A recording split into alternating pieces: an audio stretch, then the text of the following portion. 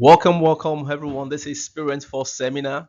You're welcome to this seminar. We're going to have a wonderful time today. It's going to be awesome. The title is Turning Your Baby Girl into a Confident Queen, the blueprint for busy dads. I'm going to make it very simple. Dads will get there, but it's going to be simple. We're going to enjoy this. Okay, so let me just start with this. Most of us will belong to one of this generation. I realize most of us that give birth to Gen Z, we're likely Gen X. We have some people that may not be Gen X, but we're likely going to be Gen X. And just by way of like icebreaker, Gen X, there are some things that we experience, the way we were raised. We're just going to make a lighter mode out of it. Our African mothers discipline in the olden days, but this is not, this is just humorous recall of how Africans mother affected discipline in the past. In the past, if you've experienced one of these, then you are Generation X. You are. You are. If you've experienced any one of these, this is called head straightener. Don't love sleepers administered in an instance of gross misbehavior. They hold it and they just fling it at you. The warning is never underestimate your mother's ability to run after you after the weapon is thrown. A flying Dunlop slippers and a racing mother are vicious combination. Those are the ways we were raised there. This one is called Mumu Duster. This is just for humor. If you've experienced this, especially a lot of us guys, introduced when a child is making a mess everywhere and needs to be reminded who the real boss of the house is.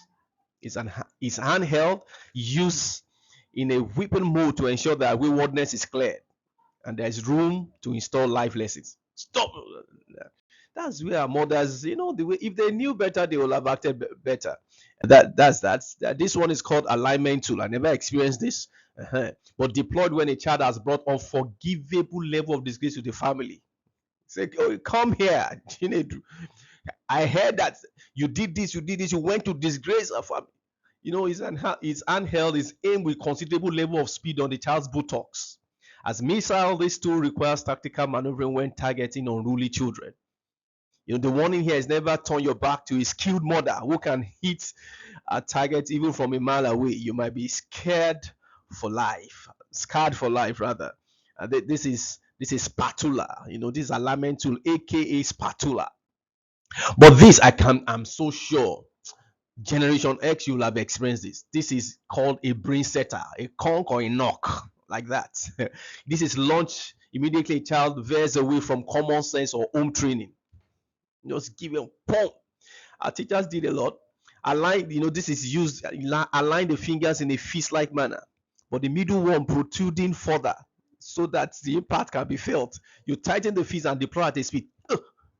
These are the things that our mothers did then. If they knew better, they will have acted better. But if you experience any one of this, you are Generation X. You're between 55 to 60. If you experience any one of these, this is just way of introduction. So if you experience one of these, just give me a thumbs up. Just give me a thumbs up. Just give me a thumbs up there. Yeah, yeah, yeah. All right. Yeah, spatula or conch or whatever. Just write it there. Which one you can remember. All right. So we're turning our baby girls into confident queen, the blueprint for busy fathers. I know fathers can be very busy, so I've made this so simple, so straight to the point. There are just three things, three groupings. So anyone you're ready to take, just take it. If you can take all, take all. But there are three keys for handling Gen Z and Gen Alpha. Three keys. And three things a father must maximize. This whole seminar is divided into these three, so that once you get your three, maybe you are too busy, just get the complete three, then you catch up later, go and rewatch. There are three things a father must maximize. So simple. Once you get the three, you can expand it, you can deploy your creativity into it. But three things a father must maximize, and three essential support for mothers. Three things mothers can do so that this baby girl can be turned to confident queens.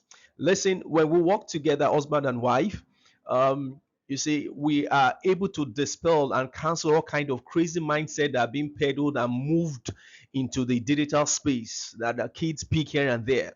You see, the corporation, especially the third one, three essential support for mothers. When you work together, boom, the queen, the femininity of the girl, comes out fully. She's so confident. She's different from the crazy mindset that seems, to be moving around in the digital space. So three things, three keys for handling Gen Z and Gen Alpha.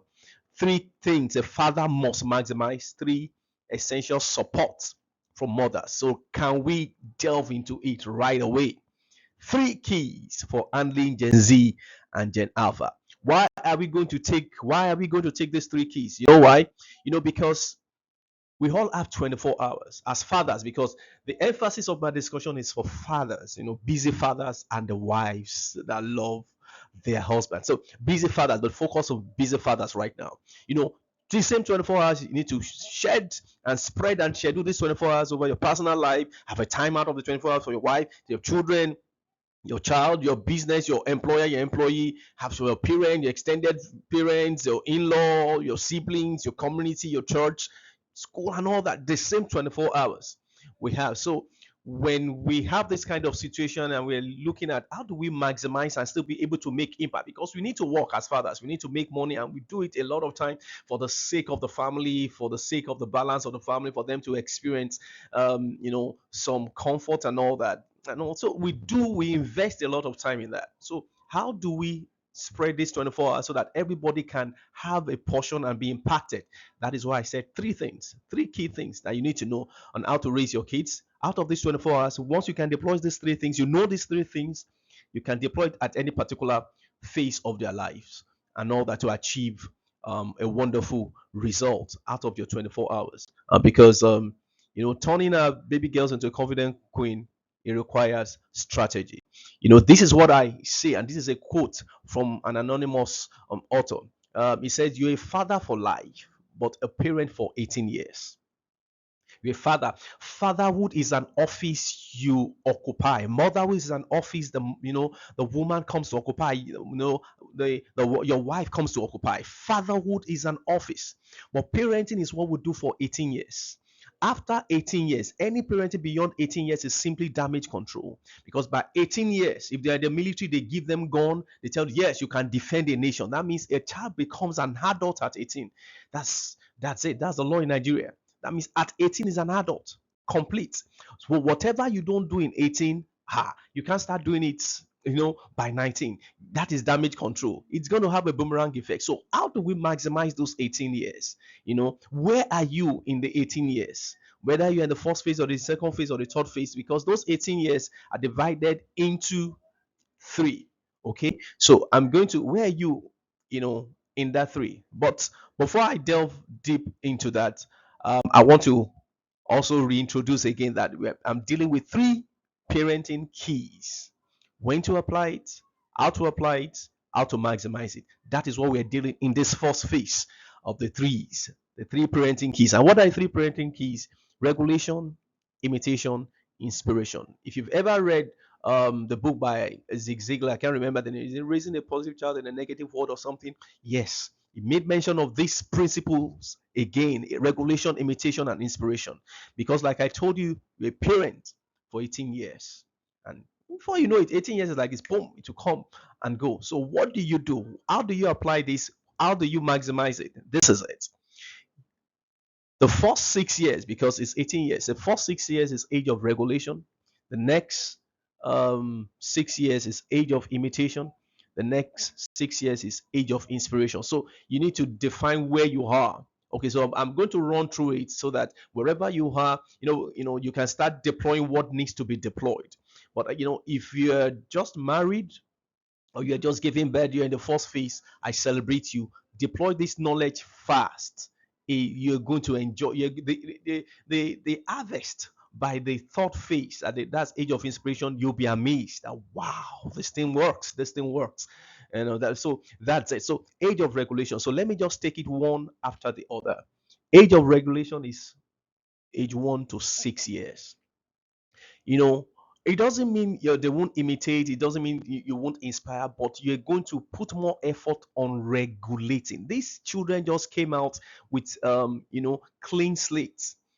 Their computer, their hardware is still, their brain is still free. It's what we program consciously or we don't program consciously is what gets filled into that space. So I was telling a young couple the other day, a kid was I think below 2. I said, yeah, teach him to eat and carry his plate to the kitchen. It's fun. Teach him how, if you mess the floor, let's clean. We mess, we clean.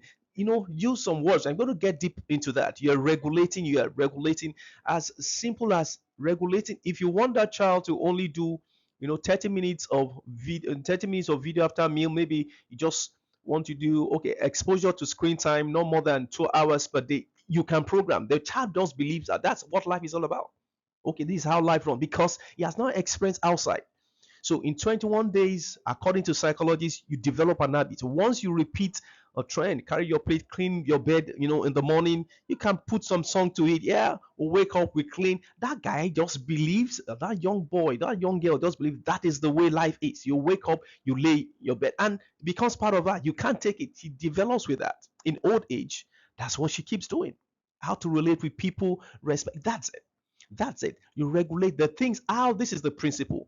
How you want them to be at 13 to 18. What you want them to be doing. How you want them to relate with others. How you want them to act. You start training them at age 1 to 6. That is regulate. You regulate. They want to do it. No, you don't do that. I give you an example. When my kids were so small, because I've learned this ahead. So many times parents will tell them what not to do. We don't tell them what to do. You know, I learned that early. So I told them, you don't write on walls, write on paper. So then inside the house, reams of paper were always present. So I tell them, write on paper. So they mess up the house with paper, they write. So they know, don't write on wall, write on paper. So if they make that mistake, I say, you don't write on wall, you write on paper. So they just knew it till when they grew up, became teenagers. You see them making jotters out of paper. Till today, there are always reams of paper in the house. Reams of paper. They turn it to jotter, they turn. So it has become part of them. They just keep writing when they go to any place, when they go to church. As a matter of fact, I make sure they jot something down. No matter how simple it is, they are jotting. They are disciplined. The more they grow, the more they can now put some sentences together. Yeah, the preacher said this. The priest said this. The teachers, they jot. You go for seminars, they just jot things. You just see the kids writing, trying to pick things because it's fun. I'm showing my own jotting. My wife is showing her own. They are coming. We are just laughing. But it's a training. That's regulation. So you just see some adults by, adult girls by, 13, 16, they go for training, they sit down, they are jotting. Everybody just listen, they are getting their point down. Why? They've been trained from the first phase, the age of regulation. They believe that is the norm, that is the standard, it's just part of them. That is the beauty of this age. All right, so research says something. They said in first 0 to 1 year, the brain undergoes massive growth, with the most rapid development occurring during this period. Rapid develop. So we are programming things. It's like a software. Gradually, you're putting there into their brain. Age 0 to 3, the brain reaches approximately 80% of its adult size. Can you imagine? So that's why we tell people when they just leave children, in front of the TV, they're just taking in everything so that the things of value that are meant to occupy the space of their brain is being filled with junks from unfiltered content on TV. It's dangerous. Brain development reaches about 90% of its adult size by age 5. These are researches that if you go, you see. That is why this age is critical. You program how the principle is how you want them to be, how you want them to act. There is an example I will give. My children will start teaching them early when they wake up, and that is one of the office we occupy as fathers. They kneel down and I bless them. We'll get into that. Till now, it's just part of them. They just see it as normal. That's it. Started early. So that's it for that phase. Now the second phase is age of imitation. This is a critical phase, and I'll be dropping more into on this phase. This phase is critical to the next phase. Now, we're not saying there won't be regulation, we're not saying there won't be inspiration, but the major thing is imitation. That means you can say everything you want to say, but they will replicate you who you are. You can't tell them at this phase, no, don't watch TV, screen time reduce it, but you are constantly on the phone and all that. They will laugh. They will say no, they will replicate who you are. When you're not there, they will just believe that is the right thing. They are telling us something else, they're doing something. They repeat.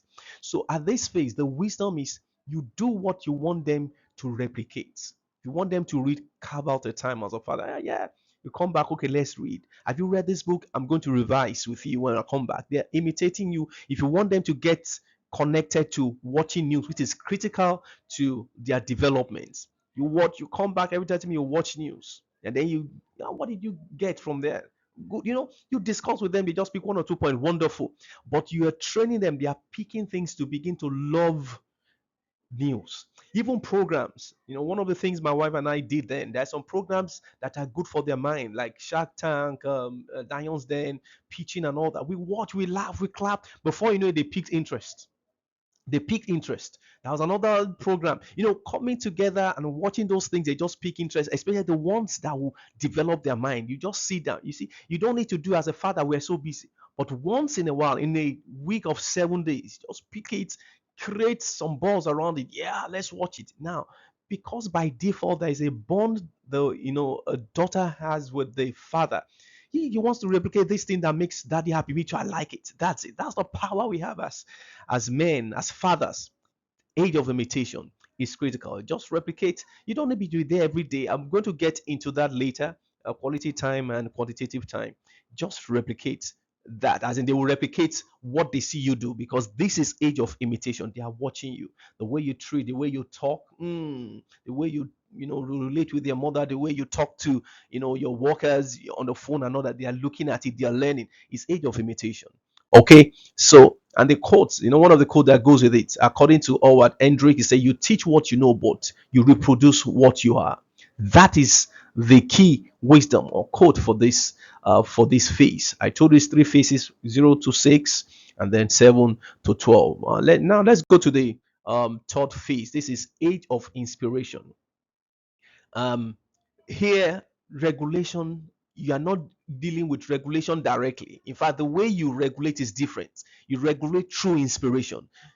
This is when you give them the reasons. You see, in life, these are the things, and you inspire. But the greatest error that parents do is to begin to regulate a child. In the face of inspiration, you begin to deploy regulation. No, no, no, no. You know what? It's so interesting, because kids, especially this Gen Z, they will listen to you, but you've lost them. They are just there, they are present, but they've gone. They're just waiting for, I will just invest in the sanity of my parents by just listening and just complying. But I know once I'm gone, I'm gone. I'm just waiting. Maybe very soon I'll be eating, I'll enter campus. That's it. Regulation. This is age of inspiration. You have a talk with them. You inspire them. There are quotes. There are things you can do with social media, all these short clips, all these reels. They learn. You inspire them. These are the things that you need to know. These are the things. This is the reason why I'm giving you this instruction in life. This is it. So by the time they begin to see, okay, this is the reason, this is it, okay, they begin to reason it and carry it out. They've seen you do it, they've seen you repeat it, they've seen their struggles, and they say, that, how did you say you do that? You do it this way and all that. It's inspiration. You inspire them. Now, it's easy. I know some people, if you've missed a lot of things you need to do at the first phase and miss the second phase, to get it at this phase, you require another high level of wisdom that needs to be deployed. We'll be talking about that later. But this age is age of inspiration. Now, there is something about this age. You'll notice that this age, you'll begin to choose the third voice, a third party, a voice of the third party. I'll be talking about that. I'll be shedding light in that later. They have their influencers, they have their models already. This age is very interesting. Now, the phase preceding this is when you begin to carve them, mold them in the direction of the likely mentors their appetite is meant to tilt towards. That's a strategy. I'll be talking about that later. But these three phases, the age of regulation, the age of inspiration, the age of imitation, age of inspiration, are critical. Regulation phase, imitation phase, and inspiration phase. We need to understand this about Gen Z and know how to deploy ourselves. Otherwise, we may burn our fingers. So let me go. I'm eager to get into the core of today. So let me go into the second one. So we have dealt with the three keys for handling Gen Z and Gen Alpha. I'll be making reference back to these things I've said as I talk, but I just needed to lay this foundation. Three keys to handling Gen Z and Gen A. regulation, imitation, and inspiration. Okay, so I haven't done that. Let's go to the next one, the core. I'm so excited about this. Three things a father must maximize. So let's quickly go into that. You see, that there are key intelligences for life success. If you've read Robert Kiyosaki, Daniel Goleman, Stephen Covey, Yuki Jovida, if you combine all these together, you realize for success in life, this is it. Spiritual intel, financial intel, academic intelligence, intel is intelligence, emotional intel, adversity intel, critical to the life of your girl. So to turning them from a baby girl to a confident queen, they need to have this intel, spiritual intel, financial intel, academic intel. Somebody say, hey, I don't know a lot about financial intel. It's okay. I'll tell you, I'll drop some hints on what we need to do. Emotional intel and adversity intel. Now, this is one funny thing, and I think I need to lay foundation for it. Okay, because so many times we think the school will do all, but according to statistics, per annum, a child will spend like on average of 16% of a year in school.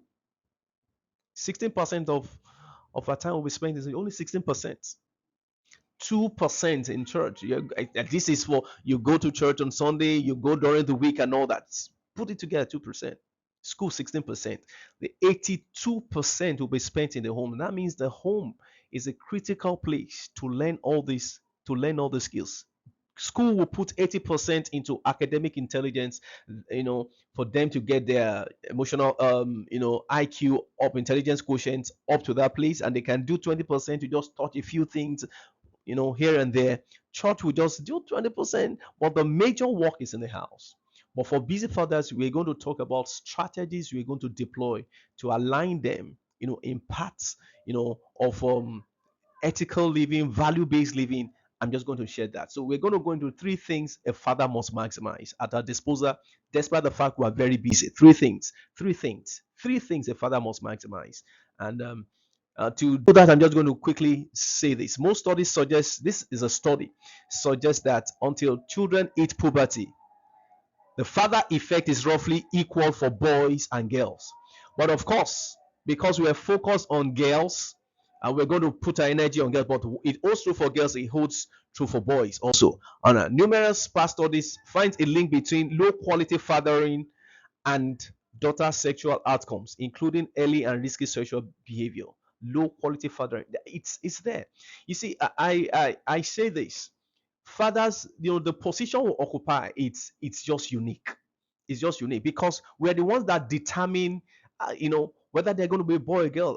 The sperm would donate, so it means that our DNA is coded. It's the one that determines, and as long as you're a father in that place, your influence remains there. These three things, if we know how to deploy them, all their cells, all their nerves, everything inside of them, their brain will always connect. Once you know how to deploy these three things, their brain, everything within them will always resonate. Yeah, dad, and all that. You see, I've seen things. In the unit I am, in one of the organization, a particular lady was, doing somehow constantly struggling to abide with regulation and authority and all that, and some instructions and all that. So they gave me that report. So I went to meet team lead.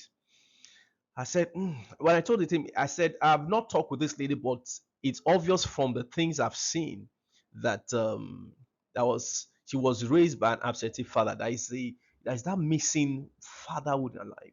The head of the team head shouted and said, "Sir, how did you know this?" I said, "I've seen it. I've seen it." You see, where we occupy as fathers, the role we occupy psychologically, mentally, emotionally for our children is key, especially for the girl child.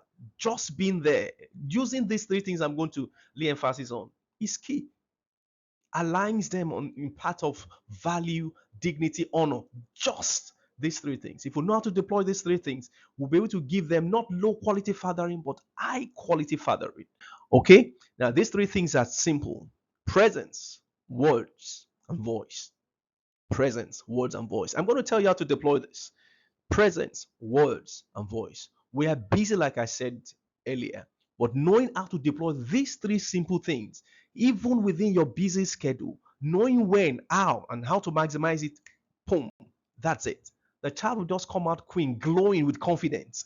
The other day I saw a boy that was confident, that was moving up and down. Then I saw another girl moving up and down with confidence. I went to their parents. I said, "You see, these people you're seeing is a reflection of the atmosphere you've created around them. I can see, why is the father? So the father is in there, is whatever. I can see it from the girl, the way she's using confidence. I can see it from this young boy. I went to the other prayer. I can see it from this young boy. Presence, words, and voice. We can't afford to joke with these things. So, what are they? How do we deploy it? So, let me go into presence. Let me just throw my weight into presence. There's so many things to say on presence. Father's presence. So many things on this research. The things research has done. Oh my God. But I won't go into the research stuff. But I'm going to say this: a father's presence is more important than a father's provision. That is a quote, and it's real. A father's presence is more important than a father's provision. Somebody said, if what you leave in them is less than what you leave for them, what you fail to leave in them will make them, destroy and make a mess of what you left for them. So the thing is what you leave in them. A father's presence, it's key. It's beautiful. So what does a father's presence do? I'm going to get into that. The concept of biological father and father figure, because I'm conscious of the fact that some people lost their father very early. So when I'm saying a father, they'll be wondering, what about us and all that? Yeah, there's something called father figure, a male figure in your life. Father figure is simply an older man who is respected for his paternal qualities and may be an emotional substitute for a father. We have people that are raised by stepdads. We have people, it's a principle. Father figure, it's an office and it's key. If you don't have a father, there is somebody that can be a father figure. It may be an uncle, it may be it may be a grandfather that, the mother does maximizes as a father figure to speak into that, you know, daughter's life. There is something about it. I will shed light as we go on. A father's presence encompasses more than just physical proximity. It signifies deep emotional connection and active involvement in a child's life. That is why, according to UN, they defined absentee fathers, absentee fatherism and all that. And absentee fathers is not just the absence of a father. It's not just the absence of a father or a father figure. It's the absence of a father's influence. Absentee father is not the absence of a father alone, it's the absence of a father's influence, because some fathers are there but zero influence, low quality fathering. So the presence of the father is key. So what does that mean? We'll go there. More studies suggest that until a child is puberty, the effect, I've said this one, so let me leave. Let me say, so fathering quality, we have zero fathering when there is no father at all. Sometimes our parents don't know when there is no fathering at all. So I've seen people that have been over mothered and under fathered, and I see the difference. I don't want to get there's an experience I had, and when I got to know it was raised by a single man, I said, now I understand why this guy is like this. So the quality of the fathering in a child's life, it's key. But I'm focused on the father and their daughters. So there's what they call mid-quality fathering and high-quality fathering. And these three things, when we master it, these three things I'm about to say, the presence, the word, and the voice, there's no way. There's no way. When we are no more there, these three things will keep working. I'll tell you how they work. So let me go into it. The type of presence, we have the physical presence, digital presence, and a combo. I think I'll be shedding light on the combo later, because technology had helped us right now that even if you're not there physically, your device, you can connect, your presence is there. There is no excuse. When we now combine it, the combo, wow. Now that's a deep one. When we now do the combo, physical, digital, you just make sure you're going to be there, knowing fully well that fathering, like we said, is just 18 years. After that, boom, they can live. They're so confident, they're queen. They'll just begin to reflect the morals, the values, the principles you've programmed into them. We are so busy, no doubt. So what do we do? Between us and our wives, the mother, we cannot compete with the mothers. On the average, a mother has quantitative time. Of course, from birth, from the breastfeeding to rearing.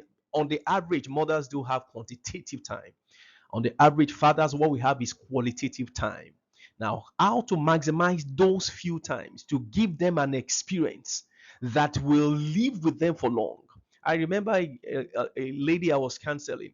He said, "You don't understand. My father is just an awesome father. Our father is a politician." He said, "Anytime he's at home, oh my God, we connect. When he travels, it's just like his presence is still with us." It's a principle, qualitative time. So, what do we do with this? We leave a memory. We are creative with it. And what do I mean by creating a memory with this small time that we have? It means their birthdays. Do everything to make sure you are there. Create an experience. You see, my kids when they were small, I do, treasure hunt. Just do, instead of just giving them the present, I do the pressure, the treasure hunt. Put, and they go from here to here. They're looking at it and all that, and they're looking for the clues and all that. And and then they are wondering. They recruit their sisters. Okay, let's do that. Is it school outings once in a while? If you can't be there, tell your wife, yeah, put the video on so that when you come back home, you're not there, but the video or whatever, you just connected real time, just watch a 10, 20 minutes of it, and you come back and then you discuss. They feel good. Daddy, I wasn't there, but I was there digitally. That's the advantage of this digital presence. 18 years before you know they're gone. School project, do it with them. Try once in a while. It's amazing that in a week is just 7 days. You should be able to tell your colleagues, your friends, okay, this so day I want to spend it with my family. I want to invest 1 hour, 30 minutes. Just do this. The school project, movie gist, watch a movie together gist. This your presence, what your presence does, just staying there and watching. 30 minutes investment, because after 18 we'll have our time to ourselves forever, with our spouses. But you see, the impact of our presence, what it makes them feel, what they remember, stays with them for long. Family time, gist time, 30 minutes, 25 minutes, you are there and say, yeah, I got to go and all that. But it's critical. But one of the things I will emphasize the most is independent time out with dad. Once they get to a particular phase, especially that teenage phase, you need to have a time out with them. Maybe 10 minutes, maybe 15 minutes walk, you just take her out, talk, just do a talking. It's another skill, it's another training on its own. But time out with that, just one on one, just drive. You want to go and get fuel, or you want to just go get something, you want to go and shave, just accompany me and just tell her some few things. This is what I'm doing. One project you did to strike a gist and is wondering, how was your project? What things do you like most? What happened in school? What blah blah. You just have a time out, you just talk. It's critical, it's an investment. And then use that time to tell them some few things about life. That's independent time out. Wonderful. All right, so let me go to words. I said three things: your presence, your present, your words, and your voice. So let me go to words. Father's words. Now, look at that. A father's word holds immense significance in a daughter's life, shaping her self worth, confidence, and understanding of healthy relationship. Father's words. Words are critical, words are deep. Some people, till old age, they keep hearing the words of their father. Words you can't afford to joke. All right, verbal. I'm going to place emphasis on the verbal. What do I do? Let me give you an example of what I do: blessing, prayer, name, significance, affirmation, life lesson. I'm going to drop these under words, and I want everybody to listen very well. Okay, blessing prayer. Let me just under verbal, what you use your words to do. I told you just three things: your presence, your words, and then your voice. Your presence, you may not be able to have quantitative, but those qualitative time, anytime you have, give them a wow experience. Give them a wow experience, and then put, you're out of the scene for another, 24 hours or 48 hours, but it stays with them. But let me talk about words. Okay, Father's words. And the first thing is blessing prayers. Listen, as simple as this number 624 to 26, because I'm Christocentric in everything I do. As simple, this is like a 20, it's less than 20 seconds actually. It's a 20 seconds prayer. The Lord bless you and keep you. The Lord make his face shine upon you and be gracious to you. The Lord lift up his countenance upon you and give you peace. This is a blessing I do, and I pray over my kids every morning since they were small. And the beautiful thing is that, fine, I'm from Southwest. I told them to kneel down. Of course, when you want to receive a blessing from an adult, especially in Africa, we are blessed in Africa. You kneel down to take the blessing. Right now, once they wake up in the morning and they see me and my wife, the first thing they kneel down and we say this 20 seconds prayer. This is God himself in the Bible that said, pray for the children of Israel this way. This is it. The Lord bless you. You know what that means? The Lord keep you. You are connecting them to their, to their creator. And you're using your voice. Your voice is going into their soul. Because in the house, that is where the kids give us access, give us a right to access their hearts, their soul. And then you speak to it. You just speak to it this way. You pray over them. 20 seconds prayer. Somebody's in 20 seconds. Yeah, just less than 20 seconds. And what's the implication over a year? In a week, that's 140 seconds you've said this. In a month, you've said this 560 seconds over their life. In a year, you've said it over them 6,720 seconds. You've said it.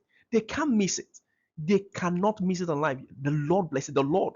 20 seconds. There's the power of 20 seconds prayer. So you're using your words, number one, for blessing prayers. Just simple prayer, less than 20 seconds. Less than 20 seconds, you do that, and you can get them to kneel and fine. You can put their hand on their shoulders, whether, it just stays with them. It just keep ringing. It's a programming into their spirit. It's a program into their soul. 20 seconds prayer, so powerful.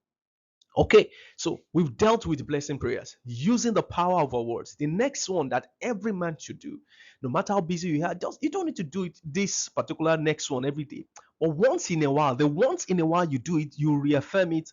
My God, it's awesome. What do I call it? Name significance. I believe you give children names based on a deep revelation. That name carries something weighty. And I thank God in Africa, we good give names. We give good names. One of my mentors was giving an experience. He was saying, it was in US, and one of the Americans came and said, "You guys in Africa, you just give, you say something like glory, blessing, God's favor, and now you guys, they were just joking. What kind of name?" So the man was my mentor was not laughing. He said, "Don't mind us. We're very religious in the things we do. We believe in our faith to carry." And then later, the man, my mentor now said, "You see, that is how we are. At least our names carry weight, carry meaning, not stone, and all those ones you hear." And they were joking, they were laughing. We give significant names. So when you call a child, now listen to this before I go into those names. Birth names are incredibly important as they represent a child's identity. You gave it to them, you name them. So it becomes like a prophecy over their lives that defines their identity and their cultural heritage. You call them by their names. There's an adage that says, no, it's not an adage. I think it's Nelson Mandela that says, there's nothing as sweet as the the voice, the voice of your name in your ears and calling you by your indigenous name. He said something, I can't quote it very well. It was credited to Nelson Mandela. Your cultural name to your ear. Oh, it's wonderful and often carries hope and aspiration for the future. It's prophetic. When we say this thing, you give your child Olama, beautiful pearl. So, as a father, when you use those words, you call her Olama, whether you're saying it in a beautiful, a celebration mood or a serious mood. Olama, your name is Olama. You're a beautiful pearl. You are beautiful inside out. We knew this. That is why we gave you that name. You are saying this one. Listen, into the future, that is who you are. That is who you are. You say this to a child. You use your words to communicate the potency, the power, the prophetic significance of the name. It stays with her. That is who you are. She's stepping out. She's fully dressed. Olama. That is my daughter. That is who you are. You know, Ugo, prestige, Amarachi, God's grace. You are using God's grace. Listen to your name. You say this to them, it stays. Of course, women love words of affirmation. Words of affirmation, critical words. Now connected to their name that they hear every day. Oh, it's a programming that defines their identity. Daughter of a king, Adaise. She comes out, you say, Adaise. Listen, let me tell you the meaning of your name. Anywhere you go, you're a royalty. People will rise to bless you. That is why you are Daisy. Know that you are the daughter of a king. God, you say things, you program, they hear their name, the significance of their name begins to make more meaning, the identity. Wherever you go, remember, you are the daughter of a king. Adama, beautiful daughter, Akachi, God's hand is upon you. You say this, you're using your words. These are simple stuffs that you say. That you say to them once in a while, at least once in a week. Find a time to say it. Whether you're in the car driving together with them, you just call it, you just say it. I know that's it. It stays with them. It rings and it stays there. Words are powerful. So what else do you use your words for? We talk about the blessing prayers. We talk about the significance of name, and then we're going to talk about affirmations. You affirm them. Two things you do with affirmation: your words, you affirm them. You lead them in positive affirmation. Affirm them how? You focus on their strengths. You know, and you call, especially when you now mix their name with their strengths, very cerebral, very organized. I love the way you organize. You affirm them. That's my girl. Very confident. You assert, you affirm. It's a very assertive girl. You affirm them, encourage their dreams. The prof, the doctor, the whatever, the digital guru, whatever you want, you say you affirm them. It stays with them. You call it. It resonates with them. Stirs up, their spirits. Expressing unconditional love and support. Yeah, I will stand with you, my great girl. More general affirmation that are still powerful, you can add that to it. That is the power of your words deployed towards affirmation. Because when you use your word to address their body, how they looks, a beautiful girl, it stays with them. No matter what others says outside, what their father, their first male figure, that's the first, boyfriend of the daughters. Ah, yes, daddy, they celebrate that. Yeah, you speak to them. Beautiful. Their shape beautiful. You are beautiful for situation. You are beautiful, fearfully and wonderfully made. Tall, slim, whatever, you affirm that. So nobody can body shame them. They are protected. You speak to their soul, their mental strength. You affirm their spirit. Wonderful girl, lover of God you are, and all that. This goes a long way. All right, then you can lead simple positive affirmation. I'm the best in the morning. Maybe you're going to school. This is why I have a driver that it's been with me for 18 years, but I don't allow him to carry my kids except maybe when they're coming back home. In the morning, I do it so I can have time, to create a presence. That same thing, presence around them. I drop them. We create, we gist, we can talk. Presence. When they're preparing for exam, I don't talk. I give them, the ability to just sit down and reminisce and think or refresh. But my presence is there. Okay, I lead with words. Sometimes I remember there are things the affirmation we take. I have the spirit of love. We take constantly. I have the spirit of power. We just take it, sometimes in chorus or I repeat call and response. We do this. They are affirmation that stays deep in their spirit. When they are whole, they will recall. They will recall. What do you use your words to do? Use it to teach them life lessons. Some simple things about life. You just drop it. You know, just drop it. Life lessons. So let me leave that and go to some other the other part so that I can cover it because of time. We have life lesson, most teachable moment. Whatever they do, sometimes they fall down and say, rise up. In life, you make mistake. It's not too bad to make mistake, but you need to learn from that mistake. And after learning, you see, that's it. That's it. You've gained. So you can't repeat it. Sometimes I tell them, if you make mistake one, it's a mistake. If you do it the second time, that means you didn't learn from that. It's becoming an habit. The third time it becomes a lifestyle. So you need to cut it early. Okay, if you make a mistake, learn. What did you learn? So if they break a play, what did you learn? That's a teachable moment. You're using your words, you're using your presence, and they're learning those things. You're not always there, but the few times you are there, the few times you are home, you deploy this in your presence, your words. And let me now leave. I want to go to voice because there's something about voice. So we've talked about presence, we've talked about words. Let's now talk about the voice. The voice, the father's voice. It's so interesting. The impression made by a father's voice can set in motion an entire trend of life. Somebody say, what is the difference between voice and words? I'll tell you. Voice is what I'm using. If I raise it now, stay down there. I've raised my voice. It's voice. I've raised it. I can drop it out at a level. And the funny thing is that the way God gave us that the voice of the mothers are different from that of the fathers. Fathers busy from puberty. We go. These things resonate differently with the cells in the body of your daughter resonate differently when you put your deep voice. He hears. That's why African music is rich in busy instrument. You just enjoy it, and that's the power of all this hip hop. You just hear the bass line and all that. That's the power of a man's voice. Don't joke with it. Don't joke with the voice. The way you use it is critical. The father's voice is the vehicle through which his words get customized and imprinted in the daughter's life. I want you to look at that. The father's voice. The father's voice is the vehicle which his words gets customized and imprinted in the daughter's life. So I'm going to tell you a few things about that voice, what they're going to do, and then we'll move to the third. phase of our discussion. It's so interesting that even in the story of Jesus, the Bible said in Mark 1:11, three times the voice came from heaven. You hear the Bible say, and a voice came, and voice came. You see, and a voice came out of heaven saying, "You are my beloved son." Are you seeing? The voice came and affirmed the girl, Olama. That's what I've been saying. See, a voice came out of heaven saying, "You are my beloved son, in you I'm well pleased." You see what I'm saying? Your presence, your words, your voice, the way you deploy it. Three times, the voice of God came down, and people heard it physically. This is one way: baptism, transfiguration, and just crucifixion time and all that. Words, your voice matters so much. He says a good father will leave an imprint on his daughter for the rest of her life. So let me go into this. There are four things I want to say about your voice and how to deploy it effectively. The phrase "the echoes of a father's voice" often evokes a sense of lasting influence and guidance. There are so many things right now in my adulthood that I still hear what my father said. I still hear it, what my mother said. The voice are there. It's like in the brain. It's like there. It's like in your soul. It's just there.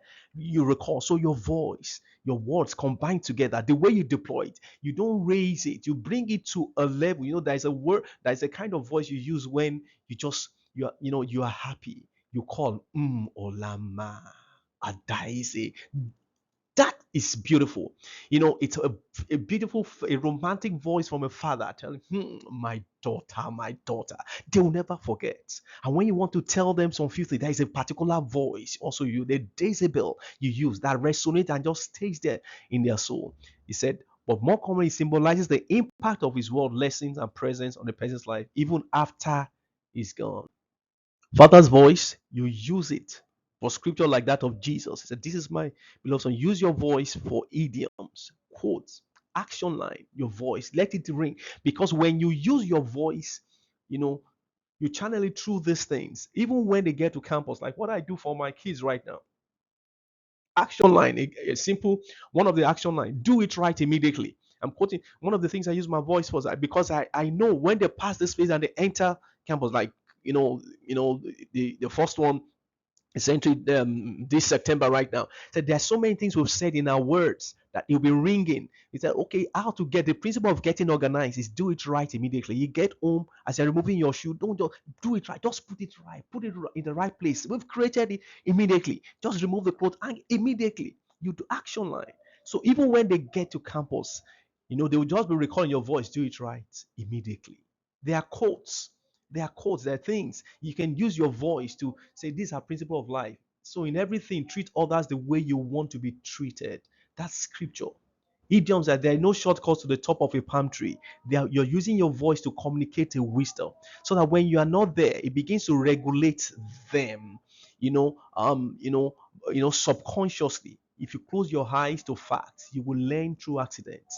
So they know when you make a mistake, learn from it. So you are making a quote using your voice to communicate it consistently so that it stays in their mind. That is how they become queens. When you are not there, they carry their queenness around with joy, with confidence. Your voice is with them, your words is with them, your presence stays, an experience that is taught stays with them. Okay, that's it. And the beautiful thing right now is that we can also use tech, because we understand further job can take you out to another space and you can use tech. There's no excuse. Calls you make once in a while, not be every time, but calls, voice note that you drop. And of course, you can even use AI in this age. Your voice can be recorded, and things you want to say, it brings it out with your voice and it stays there. You automate it, it can get to them. Chats, video calls, mails, you do something, you drop something. Don't forget, raising these girls is just 18 years. By the time you load them with these three things, your presence, and don't forget this actually, your presence also, according to research, an average lady, they said an average lady that receives 8 hugs per day, tends to live. I forgot how many years. That adds a social number of years to their life. Increase their lifespan by 25%. I don't know how they did that research, but it's online if you check it. And you know an average lady, an average girl, an average female that receive 8 hugs. 8 hugs means not only physical hug, Words like you organ them, motivations and all that thing, you inspire them, and all these things I talked about. It's there. It elongates their life by almost 25% and all that. But it's just good to do this thing. Your presence, your words, and your voice. All right. A quick nugget. I think I'll be heading right. A quick now. A new study. I just wanted to check. The new study from Stanford University was able to prove that the teen's brain is wired to shift away from listening to mom and dads, and to focus more on familiar voices. This is a nugget. Once they get to that, it's like they're familiar. They've listened to this over and over. They are requiring some. I just want to hear something. That's why they tilt at that particular age, that phase. I told you about the age of regulation, the age of imitation, and the age of inspiration. Once they get there, they're trying to pick their mentors, they're trying to pick their stars and all that and all that. They want to listen to another voice. That is why, in that second phase, you need to be able to begin to tune their taste board in alignment with value. Watch things that there are things I do with my kids. My wife and I will applaud this. Hey, see, there's a guy called Debo Adesina. I love the way he talks about finances. That's part of financial intelligence. We'll watch it once in a while, 2 minutes. All those we watch it together. We appraise. We are tuning their tastes. There was one I introduced them to also, and I saw them following. They quickly downloaded. I said, yeah, that's it. So that the things you don't say, they can hear it from mentors. And at this junction, because there's so many things about the research, I'm not going to go so much into the research. you know it's there on the slide. You can read. If you're if you're Catholic here, please maximize confession time. You see, that age 7 to 12, let them develop the habit of going for confession. Don't joke with that, because you are creating a connection. Some things they may not be able to tell you in the next phase. Once they've developed that habit at that second phase, that age of imitation, when they get to that phase and they want to hear a third voice, mommy may not understand, daddy may not understand, they will talk to the father, they will talk to the priests. You will get it. It's a very wonderful mechanism that's been put, that's been put in place to our advantage. For the non-Catholics, you must just get them a mentor, get them, maybe a teacher in school or whatever. Somebody, sometimes when they get to this place, they want to listen to another voice. And you need to channel them right. So you have the opportunity as a Catholic. I beg you, maximize it. Let it become an habit at that second phase. 9 to 12, go extra mile, drop them, let them go. And then by the time they begin to enjoy, when they get to that next phase, it's by default. They just run with it on a roller coaster level. You understand? All right, so that's it. Because this age of imitation is critical to what happens in the age of inspiration. At that level, they're choosing their mentors, they're choosing the voices they're going to hear. I know that we can't afford to joke with that. So I've done 3 keys to handling Gen Z and Gen Alpha, 3 things a father must maximize. And right now, 3 essential support from the mothers. I need to hand right now 3 essentials. I'm going to rush this, please. Mothers, just bear with me, because I know this is 52 minutes. I've done right now. Essential support, behind the scene training, 4-stage modeling, direct teaching. Those are just the 3 things I want the mothers to really know. So what is behind the scene training? I'll explain that. Sometimes you need to, because we're a team, we're not competing with each other, father and mother.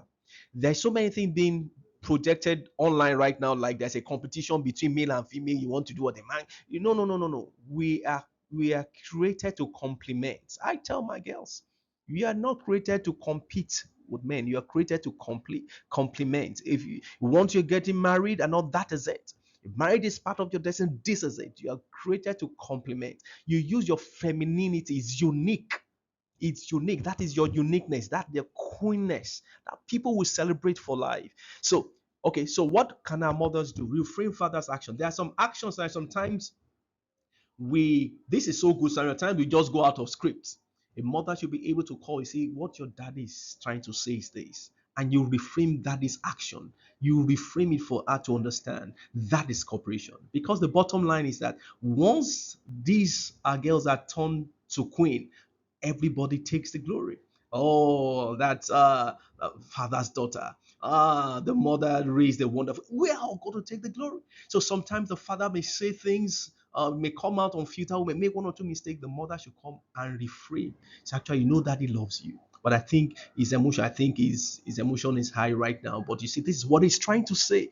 But just think about the content of what he's trying to say and all that. That's it. You try to refrain for it. Okay. Or sometimes it may be They may not quickly understand what that is saying and say, why is that mounting pressure on me? Say, listen, what that is doing, once you gain it, becomes part of you. These are things that will edge you out. So if trying to push you to do this, to do more. No, it's not stressing you, it becomes part of you. Blah, blah. You just refrain. And then sometimes you call them, you unveil dad's greatness that they don't know. See what your dad did, see what then so that it adores the father. He sees, wow, there is a programming that you do through this. That the lady, by the time he gets grows up and he feels that, okay, marriage is part of my destiny, okay, you now begin to look for the father in his choice. And you see, then the family culture, the family ideology gets carried on. Wants to choose somebody like daddy that takes his prayer serious, take his God serious, take his confession serious, take his what he just wants somebody like that. Why? You've helped her to see even the things she doesn't see. You unveil that is greatness. See what my husband did. Oh, your dad is a wonderful person. You are doing something to her. So you're not doing some programming that's subconsciously stays with her. Yeah. It guides her to make the right decision. Reinforcing influence, impact, and power with responsible husband with personal example. That's it. It's just like what I said early and all that. You do that. Number two, front stage modeling. The things you do in their presence towards, the father makes yeah, turns her into queen, releases their femininity, modeling respect, synergy, and love. Once you do that, you're not only doing it, because they are looking, they will replicate this. Part of their femininity is this ability to revert, to respect authority. Wow, this is it. This is how to respect, synergize and all that. You're raising them. They become queen that everybody I just want to hang around this. I have friends that people say, I just want to hang around that. I love how she talks, laughs, just with her femininity and all that. That's it. Trained, become a queen because it was raised by the impact of a father and then a mother that knew how to support in that dimension. Modeling the power of femininity to them, the things you do, it's critical. Because of time, I'll just be giving a summary on this. Then direct teaching, this one, direct teaching is direct teaching. I don't need to talk much about that. Direct teaching on values and life principles. They model. So they've gained from the father because sincerely, no one person can supply, no father can truly mother a child. No mother can truly father. No, you supply, the father supplies the tough love, the mother supplies the tender love. Then that queen is balanced. Balance for life. Balance for life. So these are the things we do. You teach, and then they get. So in summary, let me just end here. In summary, I just wanted to know this: 0 to 18 is parenting. After 18 years, this is when they begin to choose their mentors. That is a phase of mentoring. Now, if they choose you as a mentor, that means you are successful in your parenting level. That means they add you to the list of their mentors because we don't know all. They just choose their mentors. This person will teach me on this, person will teach me on, maybe architecture, this person. They're teaching their mentors and all that. And they now add you to it. That means you are successful in your parenting because that phase is an independent phase. What we do at the dependent phase will give us an incline to how the independent phase of these Gen Zs will be. Because in the first phase, you are not involved in the choice of a parent. You just landed in that family. You just landed in the family. But what you do will leave an impact on them. So that in the next phase, in the next big phase, that's independent phase, they say, yes, daddy, yes. Daddy, I'm coming. There are some things I need you to help me with. I want to ask you some questions. That means they've taken you in, and that's it. So this is key. So those three things I talked about, fathers never joke with it. So your father for life or parent for 18 years. Any parent beyond 18 years simply damage control. So this is it. Turning your baby girl into a confident queen. This is the blueprint for a busy dad. This is what you need to know. Once you just take this and begin to practice just this little I've pinpointed, I believe the result you're going to see after some years, you'll be amazed. Consistency is the key. Consistency. So that's it. Three keys for handling Gen Z and Gen Alpha. Three things a father must maximize. Three essential supports from the mothers. And then you have a queen at hand. Just these simple things, you have a queen at hand. Ladies and gentlemen, I believe with this um, with this talk of mine, you will know that it's easy to get this thing done if we stay consistent with it. It just becomes a part of us. My name is Abidemi Akanle, and I know there will be a lot of questions. There are some things I couldn't say. It's just a compressed version, but I know you've been blessed. Thank you very much. I'll be ready to take your questions after now. Thank you. Fathers, we're turning our girls into confident queens. Thank you.